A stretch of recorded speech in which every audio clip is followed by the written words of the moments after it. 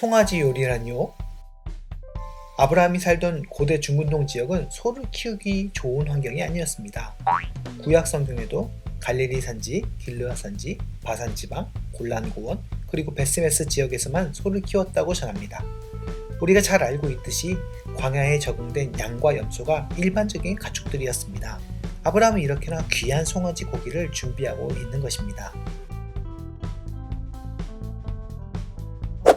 안녕하세요. 성경이 쓰이고 성경 속 인물들이 살아갔고 성경을 처음 읽었던 이들이 살았던 중근동의 땅. 그 눈으로 성경을 바라보는 중근동의 눈으로 있는 성경입니다. 앞으로 2회에 걸쳐 창세기의 아브라함과 세 천사 이야기를 살펴보려고 합니다. 우리는 아브라함이 세 천사를 환대해 복을 받았다고 알고 있습니다. 그런데 아브라함의 환대가 얼마나 대단한 것이기에 세 천사가 감동을 했고 아브라함이 큰 복을 받게 된 것일까요? 나그네의 발을 씻기고 음식을 접대한 것이 그렇게 대단한 일이었던 것일까요? 과연 아브라함의 환대가 중근동의 눈으로 보면 어떤 의미인지 중근동의 눈으로 성경을 읽어보겠습니다. 지금도 중동 지역 사막의 한낮의 더위는 살인적입니다. 뜨거운 오후 사막을 걸어서 횡단하는 사람은 찾아볼 수 없습니다. 마찬가지로 수천 년 전 아브라함이 살던 중근동 땅에서 뜨거운 정오에 이동을 하는 것은 불가능한 일이었습니다. 뜨거운 한낮, 아브라함은 더위를 피해 자신이 머물던 장막 문어기에 앉아 있었습니다. 그때 3명의 나그네가 자신의 장막으로 걸어오는 것을 발견합니다. 그 모습을 본 아브라함은 누군지도 모를 낯선 나그네를 향해 달려갑니다. 그리고 바닥에 엎드려 크게 절을 하고 마실 물도 귀한 광야에서 이름 모를 낯선 나그네의 발을 씻겨줍니다. 그런데 아브라함의 환대는 여기서 멈추지 않습니다. 창세기 18장 5절의 말씀을 읽어보겠습니다. 내가 떡을 조금 가져오리니 당신들의 마음을 상쾌하게 하신 후에 지나가소서. 당신들이 종에게 오셨음이니이다. 그들이 이르되 네 말대로 그리하라.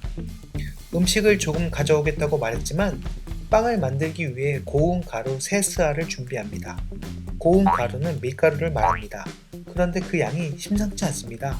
한 스아는 7.3리터 정도이니 3스아면 22리터 정도의 밀가루입니다. 중근동 지역의 사람들이 밀 전병 하나를 만드는데 30에서 50g 정도의 밀가루를 사용하는데 이 기준으로 보면 밀 전병 400개 분량인 것입니다. 도대체 아브라함은 무슨 생각이었을까요? 게다가 이 많은 양의 빵을 어디에 구웠을까요? 지금처럼 빵 공장에 주문할 수도 없고 대형 전기 오븐이 있던 것도 아닌데요. 만일 화덕이 있다고 해도 이 많은 양의 빵을 굽기 위한 숯불은 어디서 났을까요? 자, 한번 상상해 보세요. 한쪽에서는 밀가루를 빻아 반죽을 합니다. 숯불을 만들기 위해 나무를 준비합니다. 그리고 수많은 화덕에 숯불을 피우고 빵을 굽고 있습니다. 얼마나 많은 사람들이 바쁘고 분주하게 움직이고 있는지 그림이 그려집니다.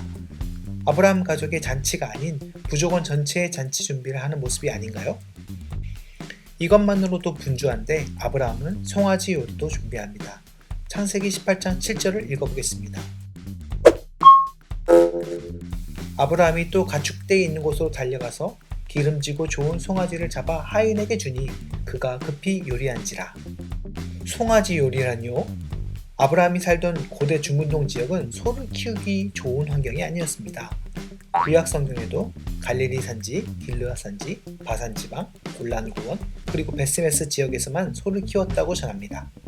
우리가 잘 알고 있듯이 광야에 적응된 양과 염소가 일반적인 가축들이었습니다. 아브라함은 이렇게나 귀한 송아지 고기를 준비하고 있는 것입니다. 중동 지역의 전통적인 송아지 요리의 조리법은 찜 요리였습니다. 지금도 중동 지역에서는 귀한 손님이 오면 찐 송아지 요리와 함께 요구르트를 곁들여 내어놓습니다. 아브라함이 송아지 요리와 함께 엉킨 젖과 우유를 대접했다고 하는데 아마도 중동의 전통 요리인 송아지찜 요리에 요구르트를 함께 대접한 것으로 보입니다. 창세기 18장 8절 말씀을 읽어보겠습니다. 아브라함이 엉긴 젖과 우유와 하인이 요리한 송아지를 가져다가 그들 앞에 차려놓고 나무 아래에 모셔 섬에 그들이 먹으니라. 고대 중근동 광야에서 송아지찜 요리를 하기 위해서는 엄청 공들여 준비해야 합니다. 6개월 된 송아지가 250kg 정도라면 고기만 해도 150kg이 넘는 엄청난 양이 조리되고 있는 것입니다. 큰 솥을 준비하고 많은 나무를 준비하고 그 나무로 숯불을 피워 오랜 시간 요리해야 하는 쉽지 않은 음식이었습니다. 지금도 중동 지역에서 요구르트를 곁들인 송아지찜 요리는 특별한 날을 기념하기 위해 먹는 음식입니다. 아브라함은 자신이 부족장으로 할 수 있는 최선을 다해 나그네를 환대하고 있는 것입니다. 발 씻어주고 음식 조금 나눠준 것이 아니었습니다. 온 부족원이 최선을 다해 온 몸과 마음을 모아 환대하고 있는 것입니다. 도대체 아브라함은 왜 이렇게 하고 있는 것일까요? 성경은 아브라함의 환대를 통해 무슨 이야기를 하고 있는 것일까요? 중근동의 눈으로 성경을 읽어보니 아브라함이 낯선 나그네를 환대한 일은 그 당시 사람이라면 누구나 할 수 있는 정도를 훨씬 넘어선 일이었던 것을 확인할 수 있었습니다. 아브라함과 아브라함의 온 부족들의 극진한 환대를 받은 새 천사는 다시 광야의 길을 떠납니다. 그리고 우리가 다 알고 있는 것처럼 소돔과 고모라로 향합니다. 광야의 천막에서 지내는 작은 부족 마을에서 이토록 극진한 환대를 받은 새 천사는 크고 부유한 도시인 소돔과 고모라로 향합니다. 그곳에서 무슨 일이 벌어질까요? 왜 성경은 아브라함의 환대와 소돔과 고모라 사건을 비교하고 그 사이에 아들을 주시겠다는 축복의 말씀을 두었던 것일까요? 다음 시간에는 소돔과 고모라로 떠난 새 천사 이야기가 이어집니다. 그 이야기를 통해 우리가 기억하고 있던 아브라함과 새 천사 이야기를 중근동의 눈으로 다시 한번 살펴보도록 하겠습니다. 중근동의 눈으로 읽는 성경은 혹여 우리의 선입견 때문에 바라보지 못했던 성경 속 이야기를 성경의 땅을 살아갔던 이들의 눈으로 바라보면 어떨까 하는 생각으로 기획되었습니다. 이 작은 노력이 여러분이 성경을 읽는데 큰 도움이 되었으면 하는 바람입니다.